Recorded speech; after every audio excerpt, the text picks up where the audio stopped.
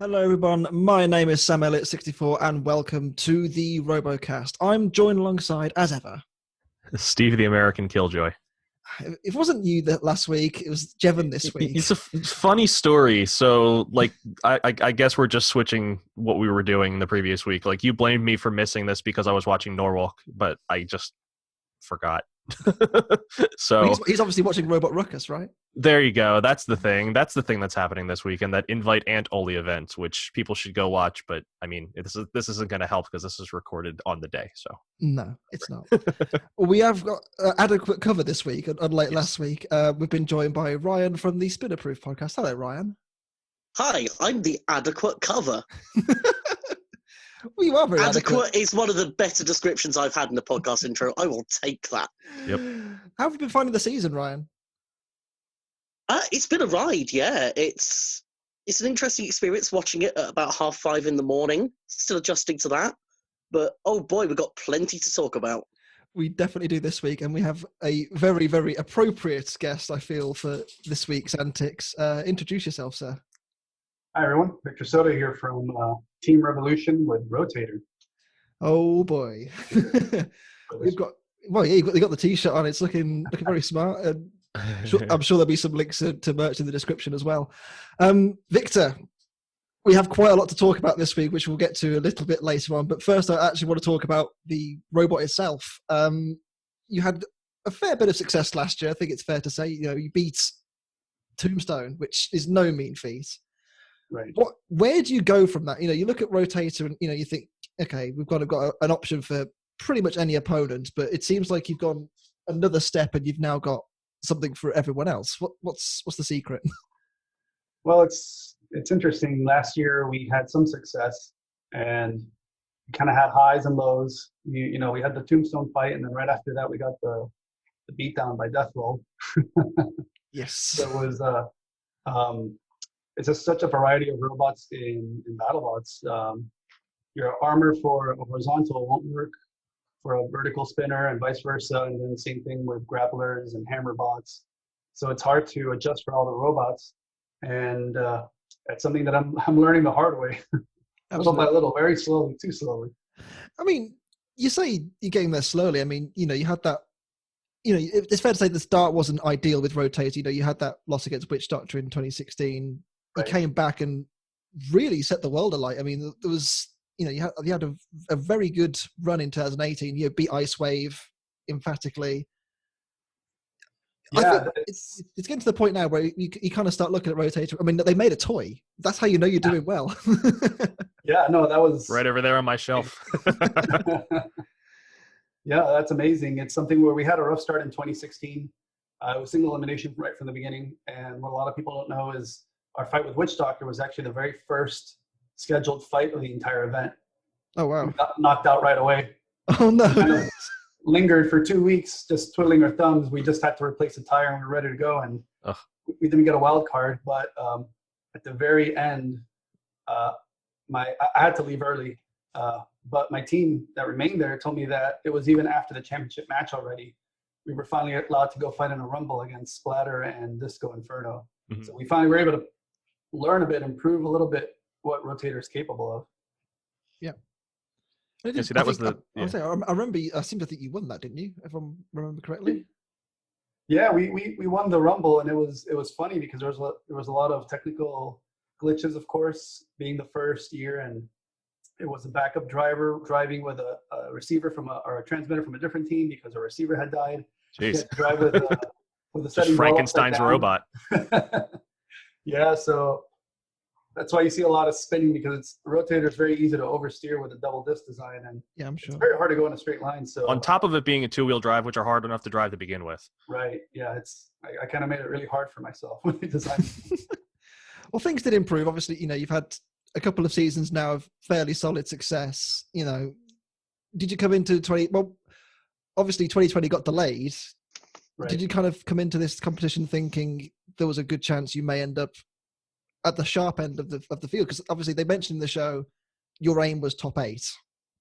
Mm-hmm. Did you foresee that happening? Was that a conscious thing going in thinking, okay, I'd be disappointed with less than this, or was it a kind of thinking, look at the opposition when you get there and see what where the land lie? No, so I would say that regardless of the competition, just because every year, like I said, kind of slowly, we do slightly better and better each year. We never had really like a big jump. We got to top 8, I believe it was, in 2018, and that's when we were knocked out by Bite Force. Mm-hmm.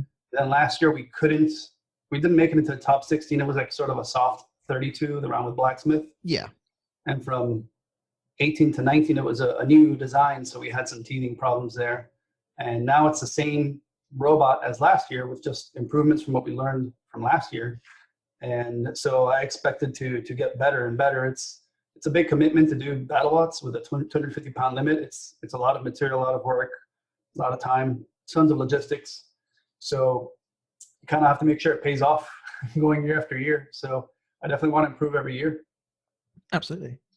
Absolutely. Well, let's talk about the episode itself. Episode 3 of BattleBots. If you haven't watched it already, now is the time to click off because we have got a lot to talk about tonight. Things start off with Copperhead and Gigabyte. Right. Yeah. Wowee. This fight set a precedent for the rest of the episode. Like, we're gonna have to meet that somehow. Yeah. That was explosive. There's no other way to put it. I didn't expect that from Copperhead. Like they did a decent job last year.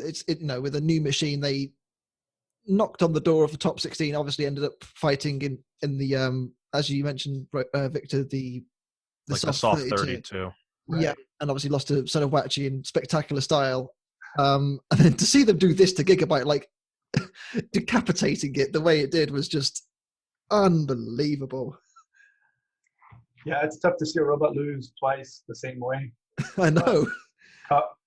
Copperhead, when you see that thing in person, it's a beast. It's thick. That weapon is solid. It's never going to get damaged, and it spins up fast. And I'm still trying to watch this. I've watched this fight a few times in slow-mo to see exactly where this bar breaks on Gigabyte, and it just snaps. It must hit the screw or hit the side of the box because it happens so quickly. And then after that, it's really just a matter of time before they get flipped over. That was the assumption. Not eviscerated. I mean, it was just so spectacular. I mean, Copperhead's got so much energy in that spinner, and it's just completely and 100% impressive. One thing I want to note is that Robert, in his video that he posted on his YouTube channel, they said that at one point they were going to weld this piece to the front to connect the forks together. I wonder if it stayed that way the rest of the tournament, because I remember him saying in that video that once they welded that was a permanent decision.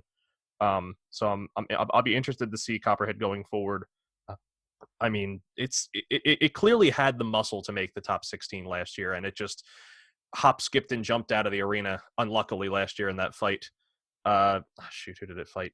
Was it Waiachi? Yeah, it was Waiachi. Right. So I really think I would be very surprised to see it not make the top 32 now. If not, I mean, the fact that the field has expanded this time, it would be a huge surprise for them to not at least be knocking on the door of that top 32 or 16. So I'm really excited to see who they fight next. I feel like this was a good fight for a vertical or a drum. It seems like verticals and drums do well against shell spinners because there's more to catch on those robots. But so we'll see in the future how successful they are. This fight was so short, there's not much to say. There's not. I will say one thing, though. I do think Gigabyte were fairly lucky, and I say this, like I know, getting your top knocked off your robot, it's not exactly the ideal, but I remember when they fought Tombstone a couple of years ago now, they mentioned then if Tombstone had connected with the actual robots underneath the shell, that would have been a tournament over. And you see the way that the robot flies out of the shell. Copperhead very nearly hits it. It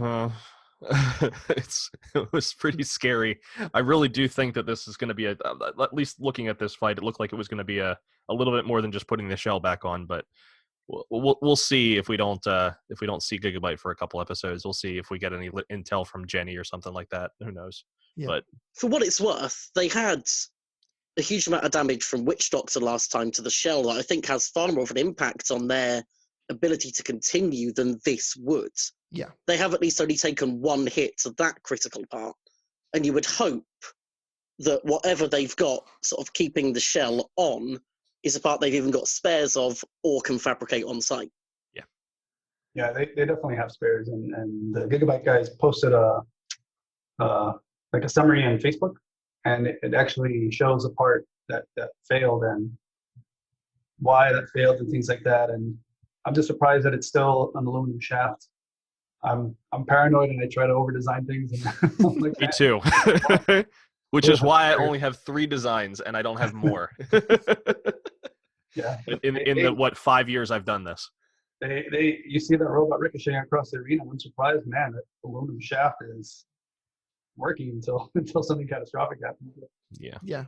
It was quite the spectacular hit, and credit to Copperhead for not giving them a second to breathe. Really, as soon as they sniffed blood, they were ruthless, and I think maybe something that they've obviously realized last season they didn't really capitalize when they had the upper hand, like fights against Scorpius where they had them causing damage to them. I think this year they've kind of obviously they've dialed it in as well. It's a second year of this design, so maybe good things to come for Copperhead. We'll have to wait and see. Fight 2, SubZero and Jackpot. This was the beginning of this episode kind of going into a little bit of a I don't want to say a limbo where you had bots that kind of got into the arena and then all of a sudden curtains, they just stopped working. It was a big shame because SubZero clearly had the fight by the scruff of the neck. They were pushing Jackpot around. Jackpot was struggling with traction early on, and I think even when SubZero was counted out, they were still struggling to get out of that corner.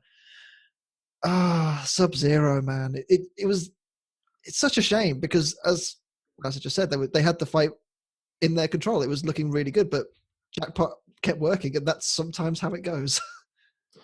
Yeah, and going back to Facebook, they did post I think they posted or someone posted a summary of what had happened. They had been using these I'm pretty sure it's Waiachi power switches, and they were old power switches that they had in the robot in the previous season, and I guess from the constant use of these switches, they slowly get looser and looser, or they get over tightened, and then the connection is loose on both the drive and the weapon system. So we only saw one flip out of SubZero, and it wasn't a very strong one. It almost like it didn't off gas after that flip happened. So they were going in with issues that they had not foreseen, and they fixed this after this fight. But during the fight, there's nothing you can do. The bot's in the arena, and that's a real shame because they had this fight in hand. Jackpot was having driving issues. There's a lot of power in that Jackpot spinner. The fact that this robot was only built in a month is a testament to design. The fact that it even made the arena is incredible. So in any case, and I've just been delivered coffee. Thank you. In any case, it is a testament to the design quality, quantity. Because I know he was on a previous team. I think he was on the Malice team, wasn't he? Yes, and split off toward the end to just build another robot and bring it to the event, which is wonderful. But yeah, Jackpot has a lot going for it, but it definitely has those teething issues of new robots. I'm sure. So yeah, I don't think there's much more to add to that. I mean, I suppose you could say in Jackpot's case, the gamble paid off, didn't it? Because they I know that's side-worthy, but trust me, I think you're filling in for what Anderson's going to miss for this year. I know. That's what you're doing. I just miss him. You got to make up for it. I just miss him so much. But the way that Jackpot, they couldn't do any more. They did their fight. SubZero had this clearly the superior drive power, and it was a bit more dialed in. I imagine Jackpot throughout the season is going to improve. It's just it has those new robot niggles, which everyone has. It's not you very rarely get a machine that turns up out of the box and just works and wins. It's not really a thing. Yeah. And I think it's unfortunate for the season that by the looks of it, maybe I'm completely off piste here, but it seems as though pretty much every fight that got recorded is getting aired. In previous seasons, it seems like a lot of this stuff has at least been able to get hidden in basement tapes, but now... Or like highlights. We're getting all of it. Sure, yeah. Yeah, Victor. There's a ton of content this year, and some robots. Obviously, their first years are going to have problems. So earlier episodes you're going to see a lot of that. But don't sleep on any of these robots. They definitely improve. These builders keep tweaking during the event and put on better shows. It's going to get better. Yeah. Let's face it, if there's any environment in which you are going to fix these issues, it's the pit somewhere like BattleBots. If you're a new team, whoever you are, there is so much expertise around you. There's nowhere better to get a robot sorted out. Oh, right. And everyone's so eager to help. Absolutely. The community's fantastic over there. And I always say the first match is basically your real test run of the robot, because there's no way you can test it in similar to that environment outside of the arena. So your first fight, it's kind of like, okay, let's see what's going to happen. Hope for the best. And then after that, it's just scramble if you have to, but hopefully you don't. Absolutely. So again, moving on to another short fight, but what a moment this was for fight 3. We have Gemini against Uppercut. Wow. I mean, yeah.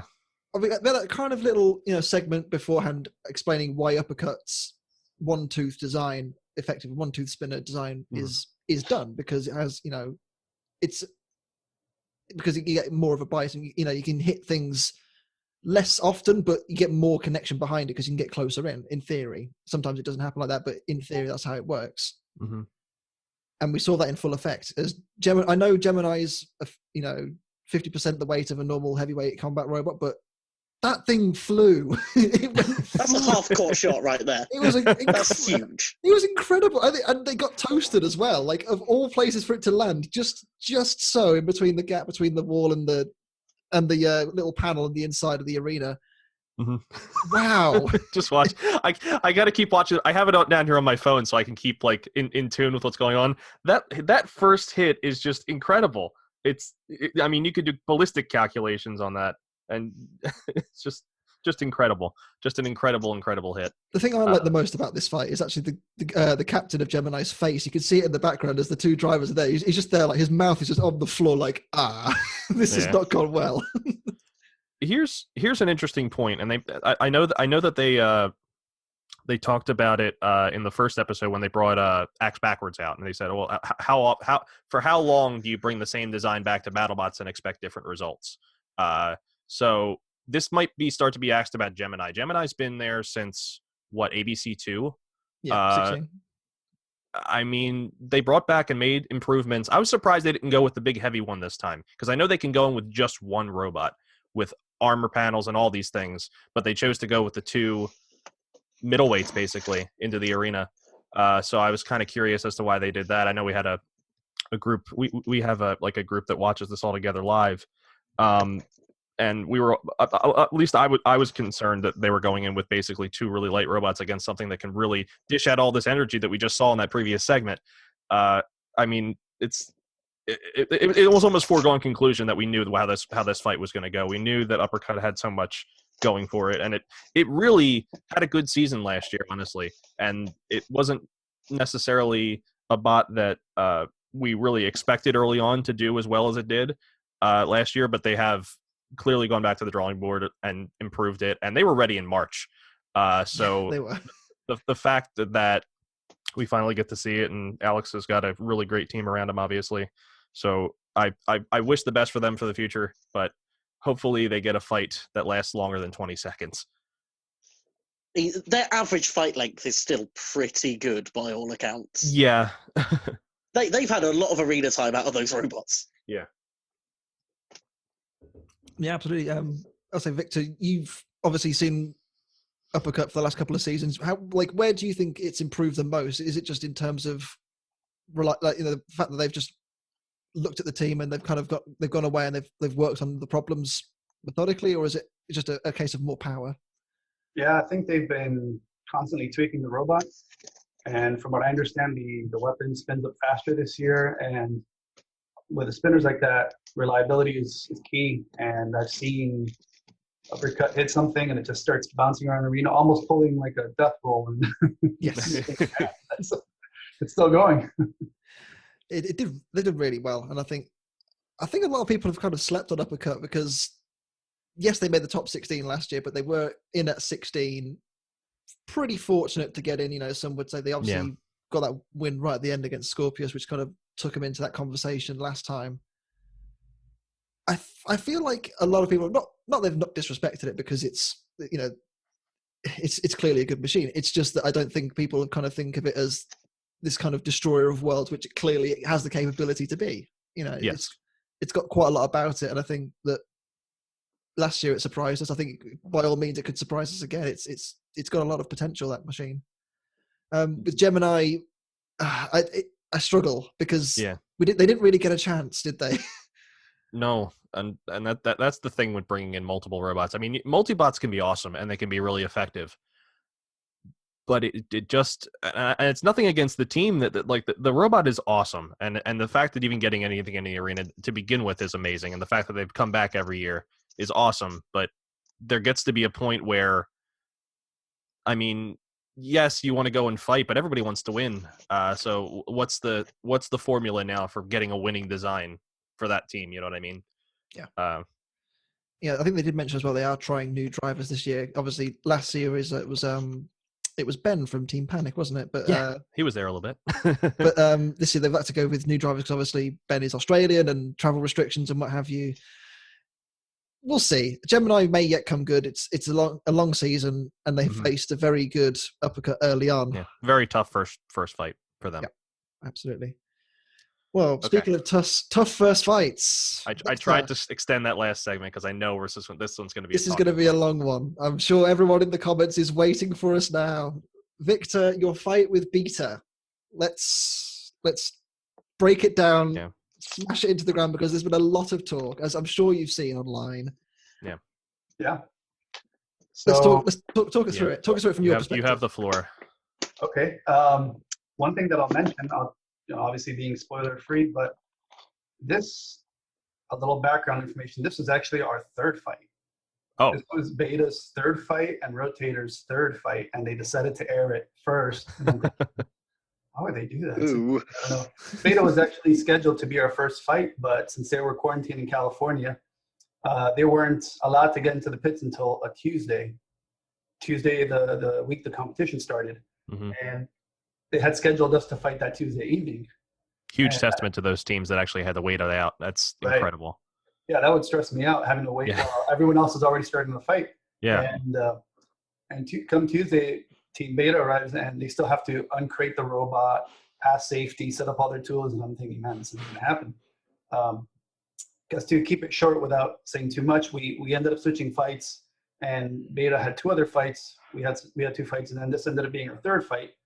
And we were told, we're probably going to air this like the first one. And I'm thinking, okay, well, that's weird, but okay. So Beta and Rotator have had a little bit of experience already.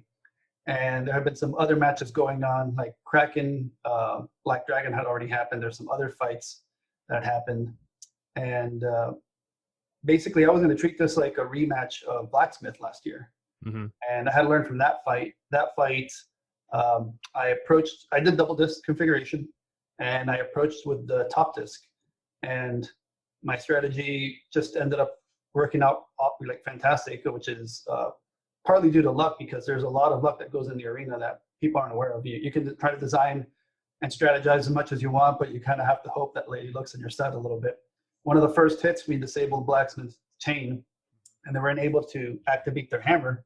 But then maybe like the halfway point of the match, we actually lost transmission on one of the wheels.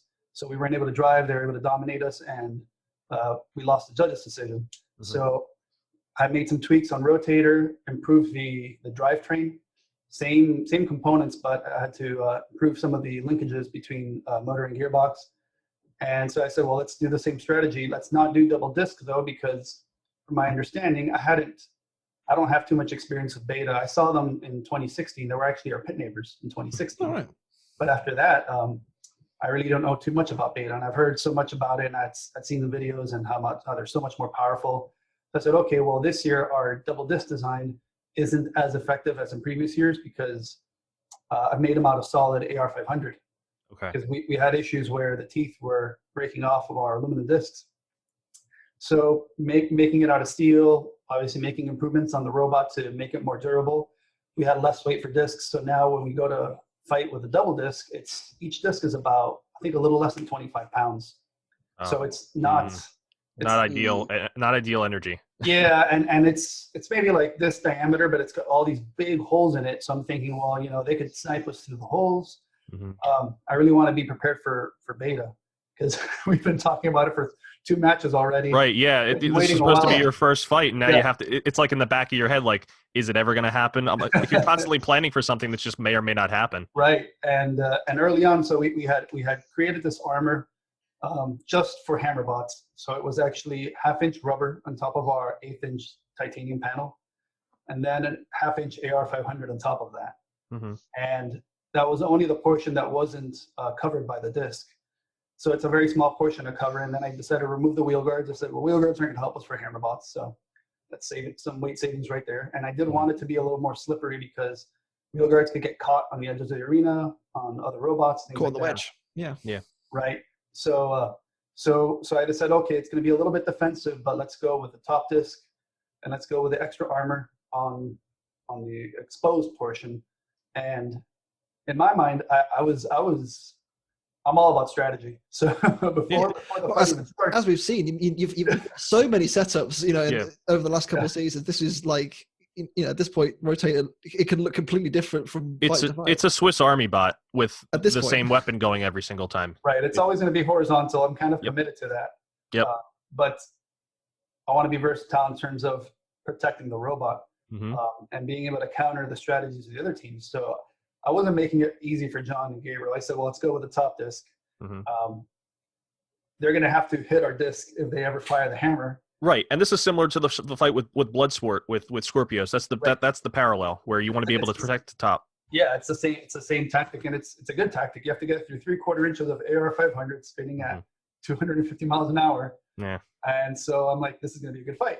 And I knew the plow they were bringing, and I said, okay, that's going to be tough. I'm going to bring the forks because I want to try to get underneath them. They're going to, control bots are all about getting underneath you. So I redesigned the forks from last year. Let's see how it works, and get into the match. And everyone's seen the match, I'm sure by now.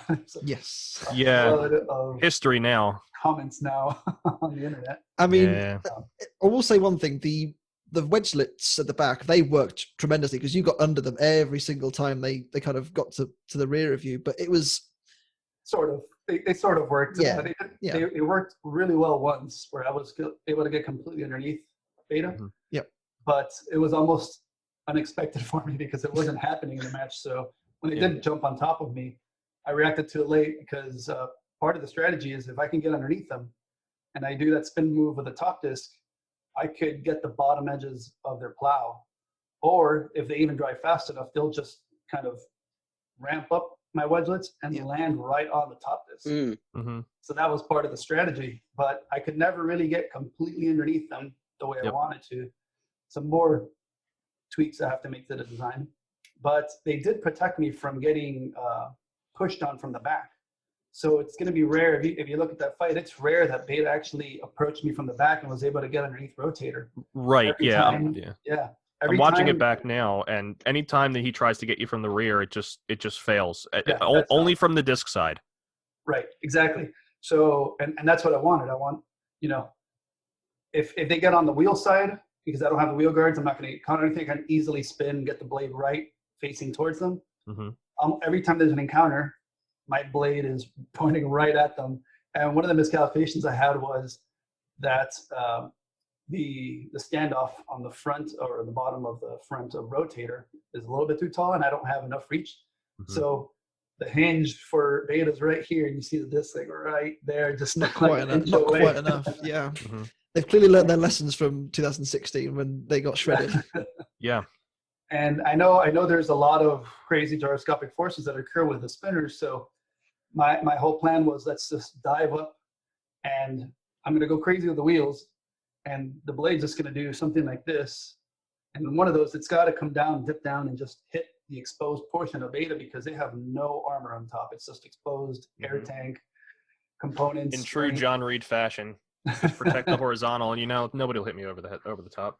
Right. So the whole strategy was just dive into them, keep the blade facing them, and try to get over and around them or underneath them.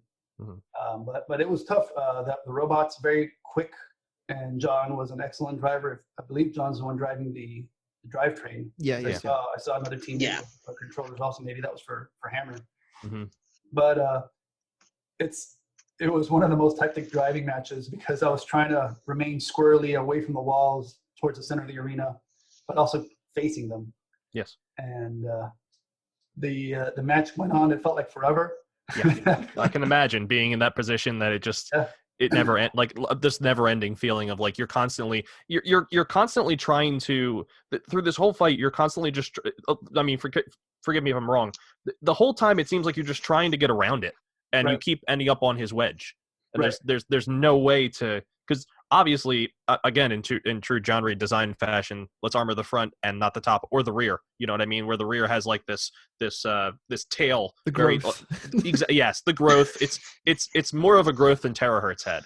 Yeah. So in any case, yeah. So it's the whole fight. You're just trying to get around him, and he is trying to flip you over because I know he doesn't want to fire this hammer. That's the big talking point. Obviously, he does not want to fire this hammer, and he's trying to get you over so that once you're over, he can wail on you because there's no fear anymore.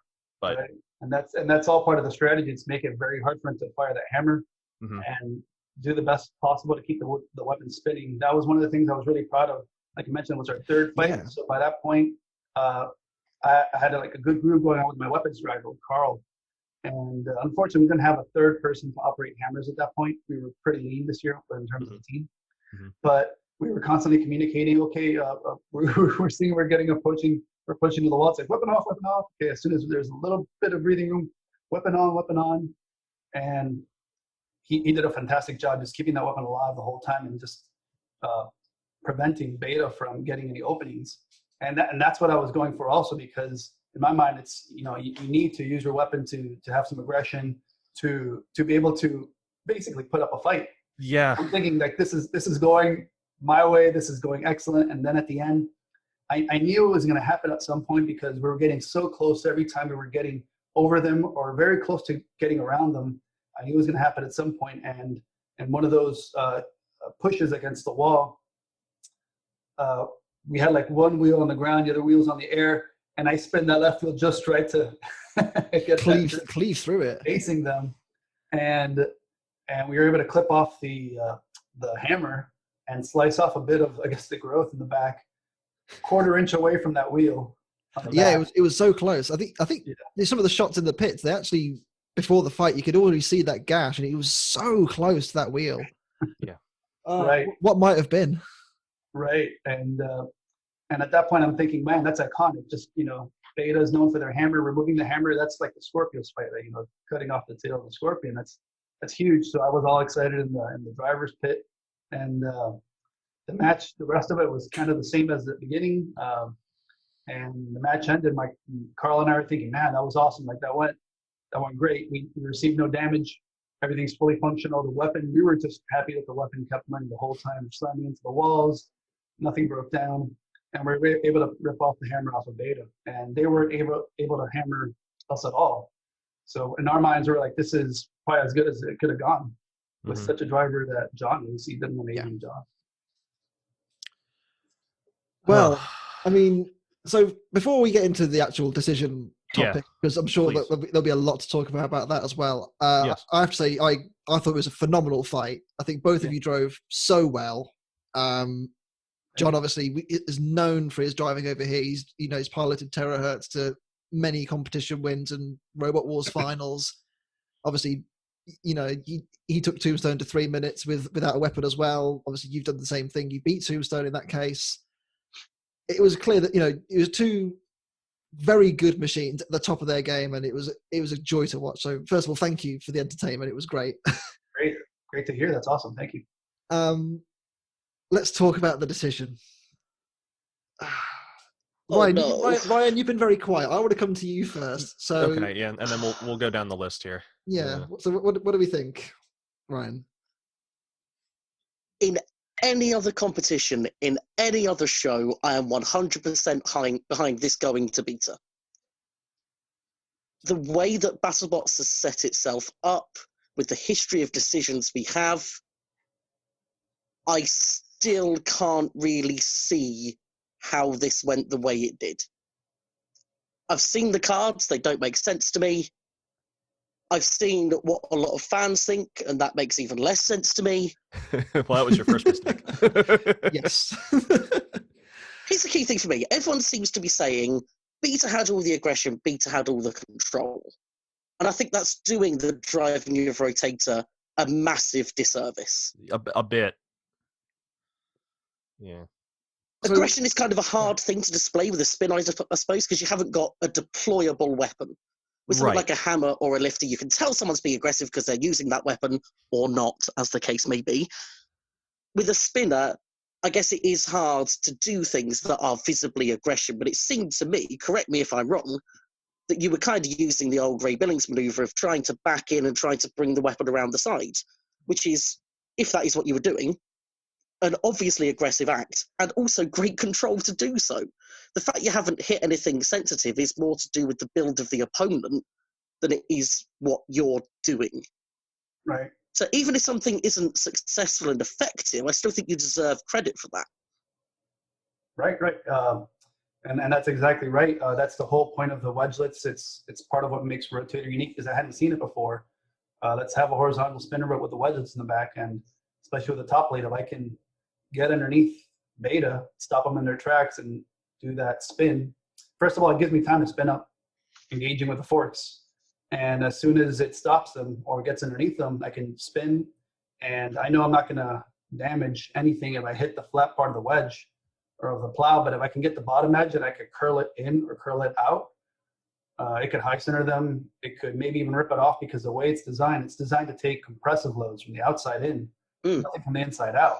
So depending on the direction of my spin, I could do a lot more damage than expected if I just hit the bottom seam or the bottom edge of it. Yeah, it's all part of the strategy, and it's all.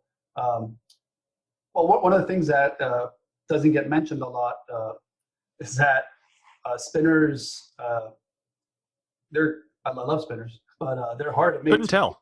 Because if you make a spinner, you have to make sure it's reliable. And part of the advantage that we have this season now is that we have a pretty fast spin up time, so we don't have to spend a lot of time running away to spin up.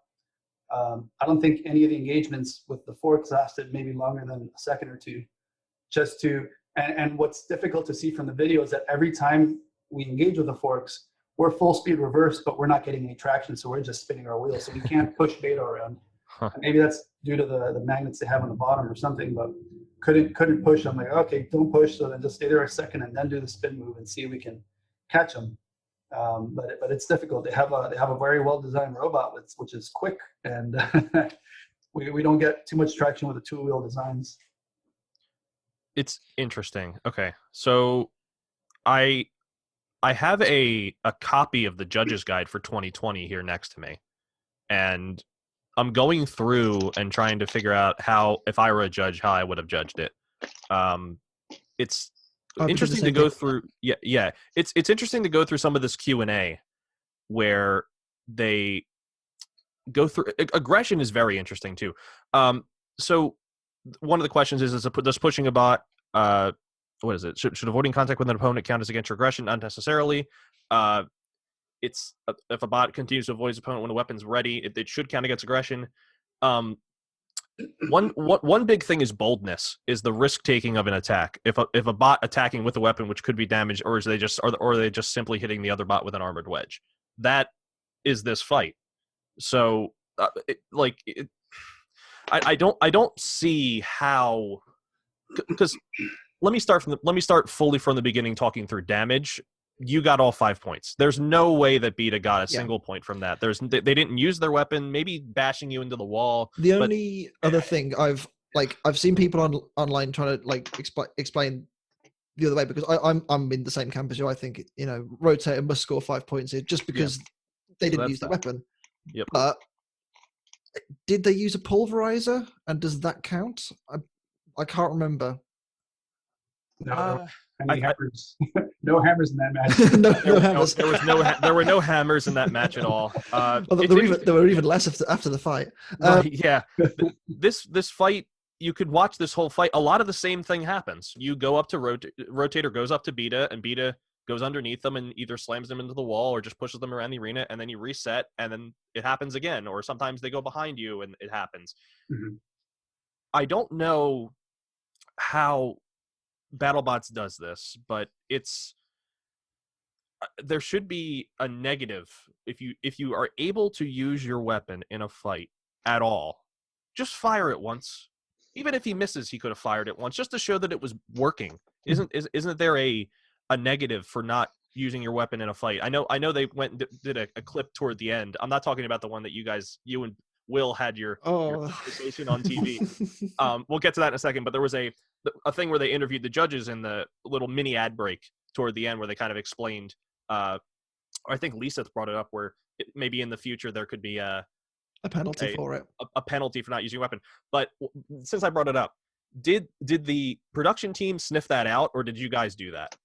What was the background behind the debate? Oh, on the pits? Yes. Well, what happens is during the event, there's camera crews just roaming the pits to see if they can catch any B-roll, basically any background footage, things that they use for filler between fights. And so there's maybe 5-6 camera crews roaming around. And what had happened was that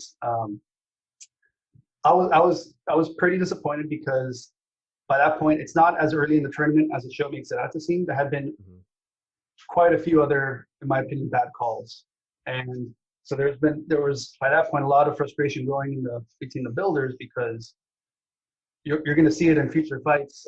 Some things just went the way they shouldn't have, and this one was just the latest of those. So then by that point, I don't know if you noticed in the interview with Chris and Kenny, I mentioned them not firing their weapon, and everyone in the upper boxes, all the other builders started cheering me because they all agreed. Yeah. And in the pits, they have these TVs almost every other pit station along the edges of the area so that builders can see what's going on in real time. But the feed cuts off at the very end of the match before it goes into the judge's decision. So people see the match, and then as soon as most of the time we drive back to our corners, everything just blacks out. So I have the whole post-fight interview next to the stage. I roll the robot back into the pit. And as I'm going back into my pit table, every pit is congratulating me for the win. Oh no! Oh my God! Every team is like, "Hey, congrats, good job!" And I'm looking at them, and there were cameras following me, and I'm there like, "No, we didn't win." And a few of them started pushing. It's like, "Wait, what do you mean you didn't win? What happened? We saw that fight. Like you decapitated the hammer. They weren't able to land any hits. You got no damage. Like how that happened?" And that's how the conversation started in the pits. So then I was talking with some of the guys from Hypershock. Will wasn't there at the time because I learned later Will actually went and started talking to the judges to understand what was your look story. very happy, did he? That's what I want to say. I swear they had a camera just bead on him continuously. If anybody watches American sports here, football, if you ever watch the Dallas Cowboys, there is someone's job to zoom in and always have a camera on owner Jerry Jones, just in case something happens. That's their job. I'm half tempted. That would be a great production decision.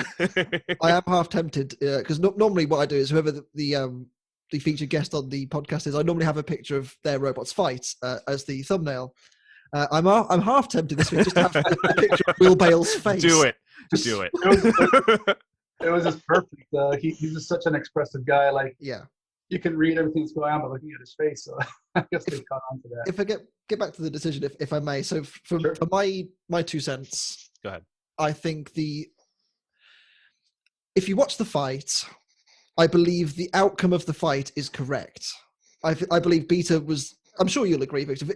At this point, Beta was the one that was in control of the fight. They had your number for most of the fight. Yes, they didn't score any hits, but you weren't really able to get a good grab of them either. It was very much 50-50. Well, that's where I guess where the argument arises because if you read the rules and you follow the rules, yes, I should have gotten 5 points for damage. I agree. I have 3 points. I have it here. Yeah. You can get 3 points to Beta. That's fine. I know Rotator isn't a control bot yet. Yeah. But See, aggression couldn't have been 3 points to beta. Yeah, that's correct. Yeah, that's where the Click argument in the is rules. how you divvy up aggression, because the other two categories go full to. You get 5 for damage, and he gets 3 for control. There's no argument there. Right. It's aggression where the argument begins. Where what do you consider aggression? Isn't like wasn't the whole deal? And I'm going to bring this up again. This is one of my favorite fights to bring up. Is Sawblaze and Razorback season 2 ABC, where what do we define aggression? Do we define aggression as taking the fight to your opponent, or do we take it as using your primary weapon to cause aggression or damage, or is that more damage? It's tricky because control, aggression, the way it's defined, it could either be linked with control or it could be linked with damage. So it's almost like you're getting an in between. Like you're getting a multiplier if you do damage that you're aggressive. Yep. So it's kind of hard to define the rules. I've read them a while back, but it's not completely clear. But what is clear is that if you don't use your weapon, you can't get all the aggression. Correct. And the judges got that correct, but what they didn't get correct is, and this is part of what baffled me, is that they said that after my talk with the pits, is that they said, "Oh, our damage to beta was unintentional, so they didn't give us all the points." But then points to everyone. It was the only damage in the fight. Right. So they gave free damage points to beta because they thought that my damage was unintentional. So again, and you can even see that as a loss of control for beta, technically, because they lost. I don't know. Maybe I'm starting to split hairs. Like my thing was, I think that Beta won the fight, but by the judging criteria, Rotator won the fight. If that makes sense, it doesn't. Well, the rules for BattleBots are different from other other events, and that's what people still don't understand. And it's something that's been ingrained from the very beginning. Look, if you look back at Sawblaze and Razorback all those years ago, you see Sawblaze dominate the fight, but because Razorback used their weapon and cut the wedge up, they won. Right. It's the same kind of thing. It's risky to refer to that, though. Yeah, because the rules do seem to have changed. The wording of the aggression rules in particular has changed a lot since then. Yes. Every year it changes. And that's part of the frustration with the builders, is that every year it changes. Yeah. This is one thing that's interesting about... I own a lightweight robot. And the team, when we talked with them when I was younger, one of the things that they did talk about was that they were frustrated with how often the rules would change. And they couldn't keep up with it. And then at the beginning of the filming session, they'll explain the rules, but then it sounds, and obviously the judging isn't consistent with the rules for that year. And it's almost like maybe the judges forget and they're like, oh, it's 2018, let's judge by those rules. It's 3 points for damage and everything else outweighs it. But I remember in 2016, which was our first year there, producers all sat us down in the bleachers and they said, we don't want wedges and BattleBots. We don't want push bots. We want weapons. We want active weapons. We want sparks. We want carnage. And you'll see even from the matchups, they'll do some really, and it's brutal, but they'll put some mean matches because they'll know one robot's going to get completely obliterated. Yeah. But one thing about it being on TV. That's part of the discrepancy that, or not discrepancy, part of the challenge that some of the builders had when this started was we're treating it as a competition, but everyone else is treating it like a show. So in the spirit of BattleBots, we know, and builders know, like they want action, they want damage, they want you to use your weapon, they don't want push bots. So that's why I was so surprised that Beta was awarded the win, because in BattleBots is different. It's a lot more brutal. You even if you're going to sacrifice your weapon, you have to use it because that's what they want, and that's what gives you more points. It's history at this point. And I mean, you've had some time to think about it. So, I mean, this is one of those things where we have to wait for I don't know, BattleBots to make a response of some kind. I know they kind of already sort of did with releasing the judging cards, and there's been this discussion online, but it's going to be interesting to see how they fully respond in the upcoming year. Because, I mean, it's a contention point, sure. Should a robot be penalized for not using the weapon if they are able to? Yeah, like the discussion we had in the pits, which was interesting because that was the very beginning of the discussion. By the end of the discussion, we had about 10, 15 teams. Wow. Oh my God. That's a revolution. It got a lot bigger. But I think a lot of the discussion from that pit rant or whatever you want to call it had a lot of spoilers, so they couldn't air all of that. Oh shoot! We discussed a lot of other matches where we all believe the judges got it wrong, and so they cut to a very short portion of it for good reason. But by that point, people were kind of frustrated because even with the new ruling, we felt like the judging wasn't consistent. And you'll probably see it later on also. And they were prepared for that because you see the segments where they're editing it, explanations and things like that. And it's like, well, let's just either clarify the rules or make I was going to say, I think the biggest complaint from most people, I think it's just the consistency. If I'd have watched BattleBots last week and I'd seen Kraken won against Black Dragon, for example, and then I tune in this week and I see Beta beat Rotator, I'm like, okay, do you know what? I understand that because last week the same thing happened. Yes, there was more obvious damage in that fight with Kraken's tooth flying off, but I still feel Kraken was the one that was in control of the fight and had the fight won. We kind of mentioned it as well a little bit last week when Hydra had beaten Witch Doctor despite getting smashed up at the front, and Hydra was struggling to move around a little bit towards the end. I felt like that was kind of a surprise considering the decision earlier. This is, again, another example of it being slightly confused. I don't think... I believe that the decision was wrong in terms of the judging aspect of the show, but maybe that's just my bias to other judging criteria and other shows doing it differently. I think in this case, Rotator should have won given the rules that were set out prior to filming, but I feel like we've exhausted this an awful lot, and I think we knew. Look, here's the thing: this was all planned because the previous fights were stupidly short, and this made up for it. So. It really did. And regardless of the result, I think it's fair to say that we've all got a big enjoyment, and it's created a massive talking point, which is great for BattleBots. It's great for the show. Absolutely. Is it?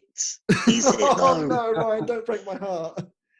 It feels like they devoted a lot of time in this episode, and I realise this isn't necessarily a decision from BattleBots themselves. Obviously, there's a lot of other people with their fingers in this pie. They devoted a lot of time to talking about this decision, but no time to actually explaining the decision. And that really bothers me. There was no attempt to talk to the judges and go, so why did you score it that way? Which I think could potentially have cooled down a lot of the argument. And I just worry that they don't want to cool down arguments. I think there is a view that controversy is a talking point and talking is good. We love reality TV, don't we? There is another point of bad publicity. Sorry, no publicity is bad publicity, and bad publicity is still publicity. Good. It's such a grey area. I don't get me wrong. I think for me it's created a massive talking point, and I think this is going to rumble on for many a year. This will get looked back on, I think, in a few years' time as like, oh wow, do you remember that fight when Rotator was robbed, or when Beta was lucky, or what have you? It's a great talking point, and I think we could go on, but I am conscious of the fact we've gone, I think, at least 20 minutes talking about this one. Well, fight. I think we saw this. We foresaw this happening. We absolutely did, and absolutely. Maybe we should just get the hex bugs and fight them out. Yes, we could do that. Steve's want to do it. All right. In the meantime, there we go. We can't see it on the camera because I'm not putting the camera in, but I might put that bit in. How about that? Okay, good. Either way, it's great Foley. You respect it. Yeah, absolutely. Let's talk about the next fight, which was a really good fight as well between Tantrum and Valkyrie. Tantrum was kind of, I don't want to say flattered to deceive over the last few years because it's always been a solid brick of a machine, which has got damage potential. We've seen it in China fighting under a boxing champion, I think it's called, or something like that. I think so, yes. And it did fairly well over there. It never really quite got the chance to in BattleBots. Valkyrie, of course, over the last couple of years has come on leaps and bounds and really is starting to, become quite a scary and fearsome machine. Again, obviously they made mention of the previous fight. Tantrum, I don't know why they said that they weren't using their weapon when you clearly saw sparks flying off Valkyrie's, weaponry at some point. But okay, they're gonna miss stuff. Yeah, of course. The fights are happening. It's a fast-paced fight. Tantrum's moving around very quickly and was really giving it to Valkyrie.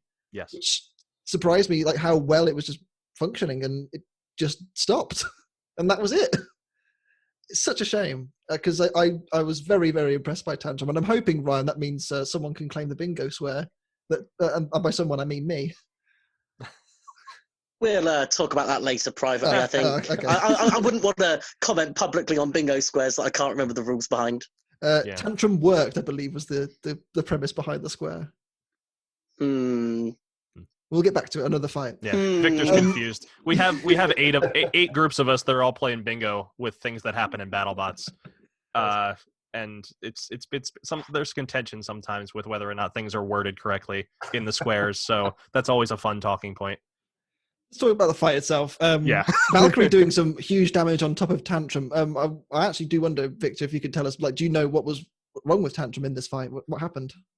Yeah, I've talked to Aaron, and I heard in the pits also that I believe Tantrum also has magnets underneath, and I'm sure Aaron will do a much better job explaining. I hope I don't get it wrong, but what I understood is that Tantrum's working way better this year. They're dominating the fight, and then there were portions where they're basically giving Valkyrie a ride, and I think one of their batteries just went south. I don't know if it was that it wasn't fully charged, or maybe they overestimated how much power the drivetrain needed for the magnets, or maybe they just had a faulty cell, but one of the batteries just went south and took all the other cells with it, and basically the batteries just died. Oh. Jeez. Which is probably one of the most frustrating ways to go. It's such a shame, because as I said, I felt like they were the ones controlling the fight. They had Valkyrie's weapon stopped. They were just in control. That's such a gutting way to lose, because with only 3 fights this year instead of having the 4 like you had in previous, it's a bit of more of a mountain to climb when you have 1 win. A +1 record, I should say. Mm-hmm. Yeah, that was painful. They were doing so well.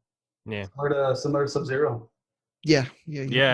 This episode had a couple of those where robots go into the arena, and the main event is no exception. Where you have robots that go into the arena, and then they're doing halfway decently, and then all of a sudden, pitter patter, done.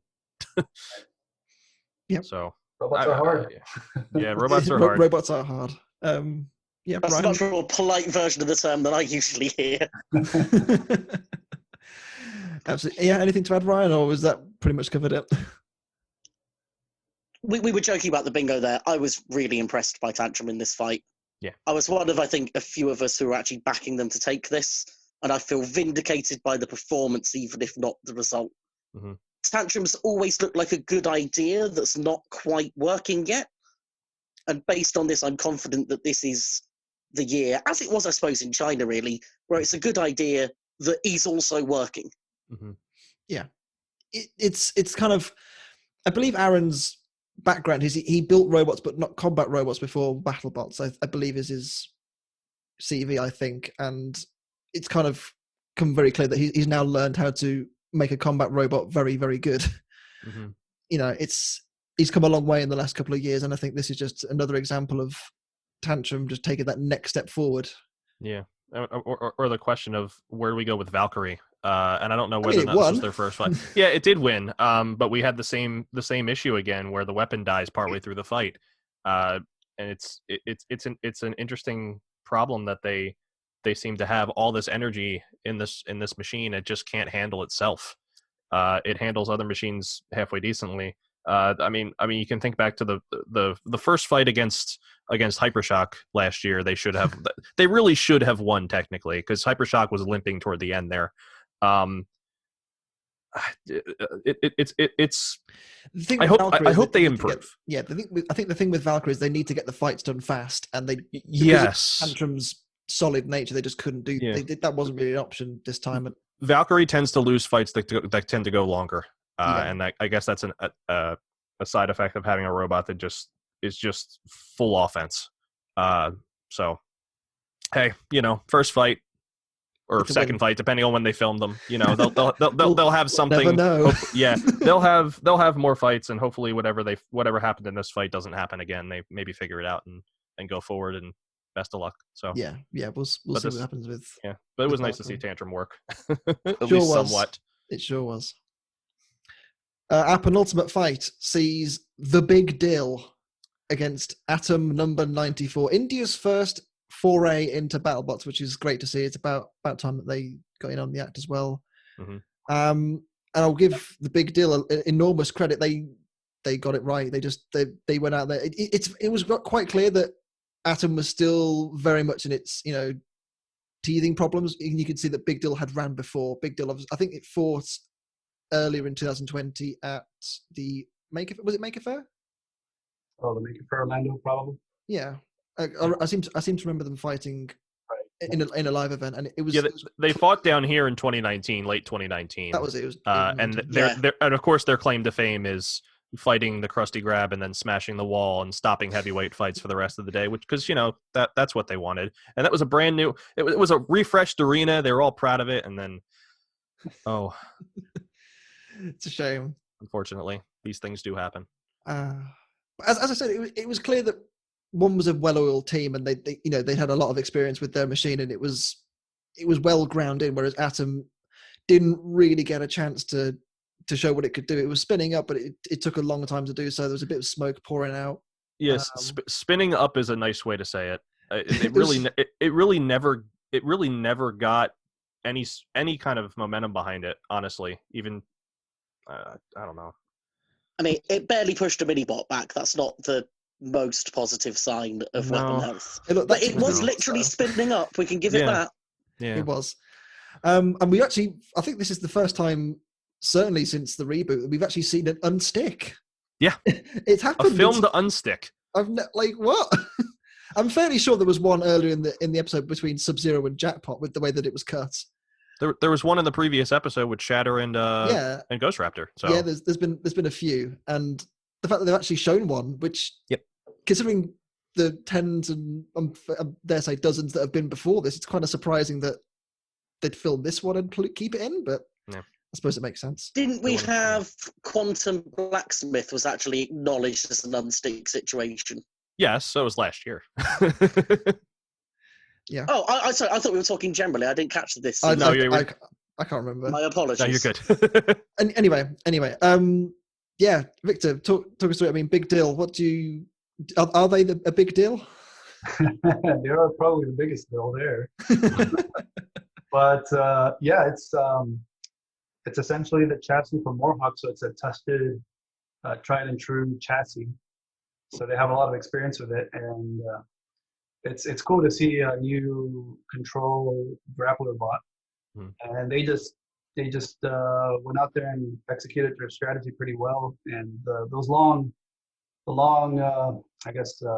forks, you can call them, it worked really well against Atom number 94 and was able to lift them. And I was waiting for a suplex, but I understood that they have like two versions of their grappler, a higher powered version, a lower powered version, and there's a weight trade-off. So they had the lower powered one. But they were able to lift Atom 94 and just slam him into the wall, which was really cool to see.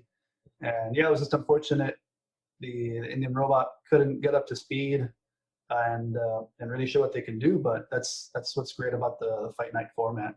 They'll come back. Yeah, this is when I miss like not having. I go back to think like Robot Wars, where like Craig Charles would come out at the end and be like, oh, and the winner is this. Like this would be like one of his things where he'd be like, oh, Atom number 94 would like to be able to go back to the future because it's plutonium. The winner is Big Dill.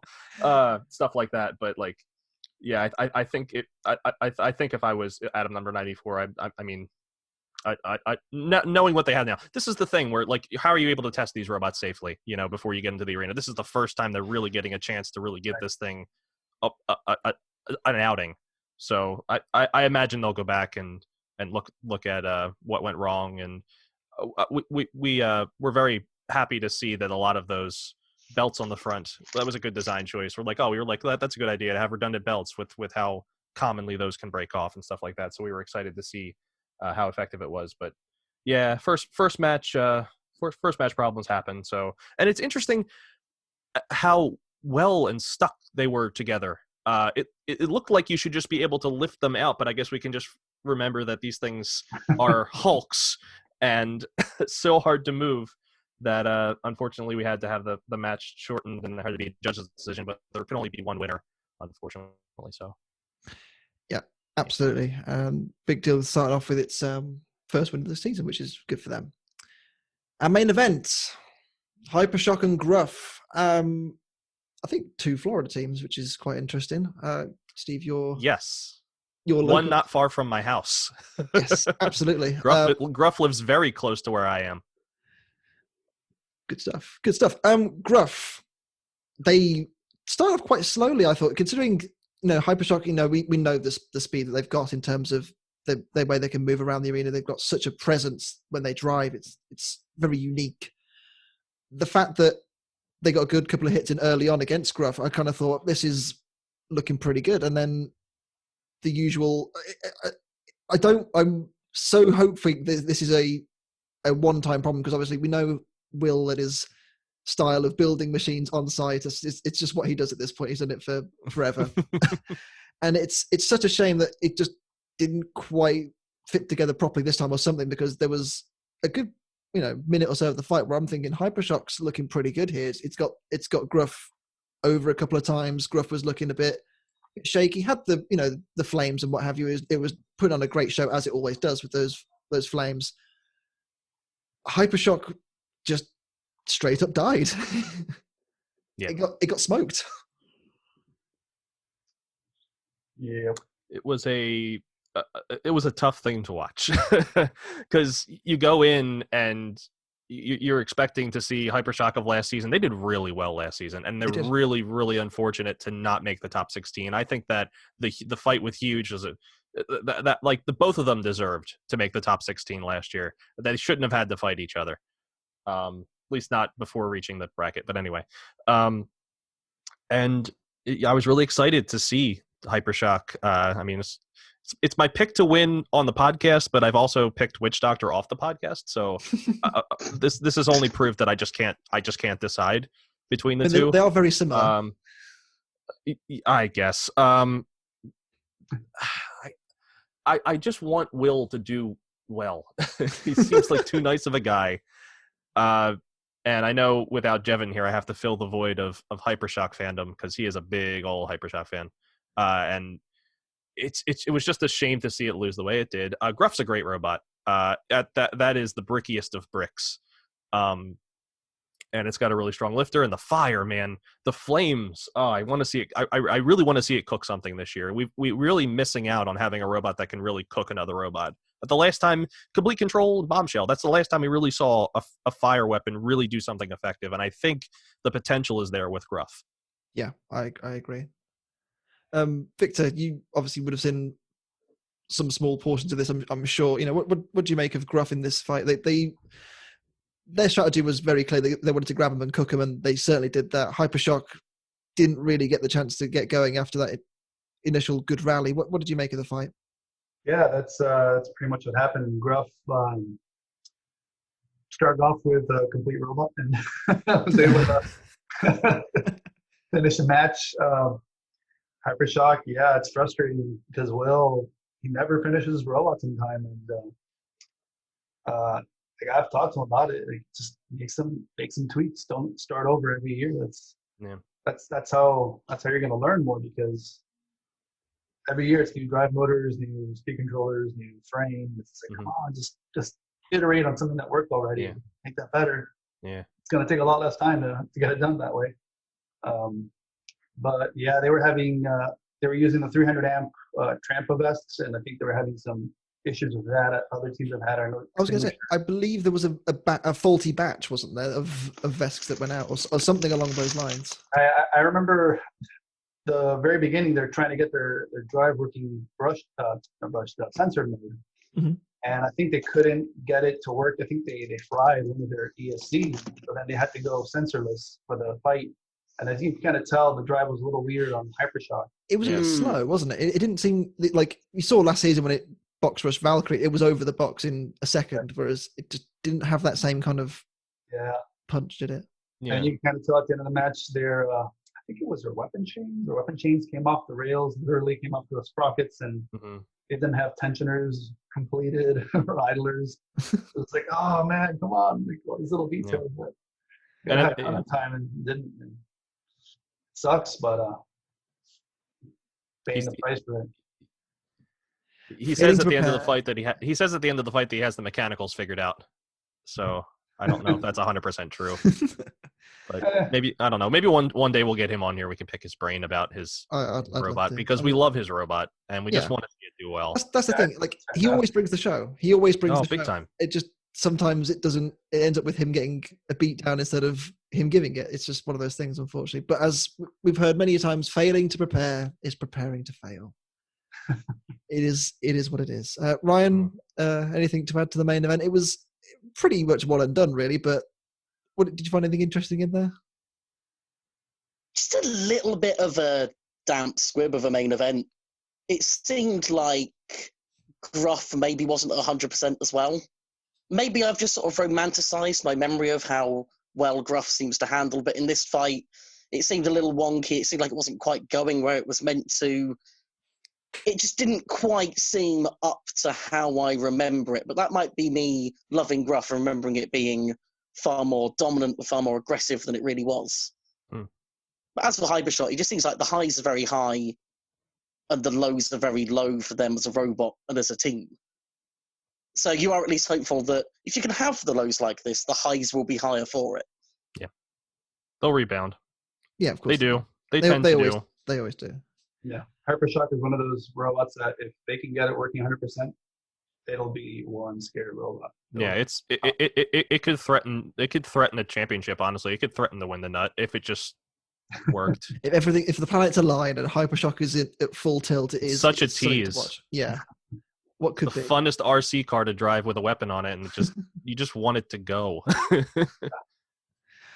That does pretty much bring us to the end of the episode. I have to say, Victor, a massive thank you for your time. It's been very interesting talking, especially through this incredibly controversial fight. It was so interesting to get, obviously, your take because you were in it as well. It's not often we get the chance to talk to someone in one of these big decisions, but it just, hearing your insight and having, a good chat with you about robots. It's been great to have you on, my friend. Thank you. Thank you for having me. Great. Yeah. It's always fun talking robots. Always. Absolutely. And Ryan, thank you very much for helping us out at very short notice as well this evening. Yeah. Come back. Good. If there was any episode to drop into, I think it was probably this one. You say that until next week we have something else happen, which is going to be, hotly contested in the world of the internet. But that has brought us to the end. Thank you all very much for watching. Leave your comments. I'm sure you will do, but be respectful. Obviously, both teams have worked very hard. And this is neither of their fault. It's not the judges' fault. It's just the way it is sometimes. You get these very good fights that are just so close and it can go either way. And this time it's gone one way. Another week it could have gone the other way. It's just the way it is sometimes. But with that said, I've been Sam Elliott 64. I've been Steve the American Killjoy. I've been Ryan Bratley. I'm Victor Soto from Rotator. Okay. And myself and Steve, at least, we'll see you next week, hopefully for more. But well, maybe not next week because it's Christmas. So yeah, maybe there's still contention about whether or not there'll be an episode shown. So yeah, we'll see you at some point whenever episode 4 comes out. But until then, have a good Christmas, and we'll see you later. Bye-bye. Bye, everyone.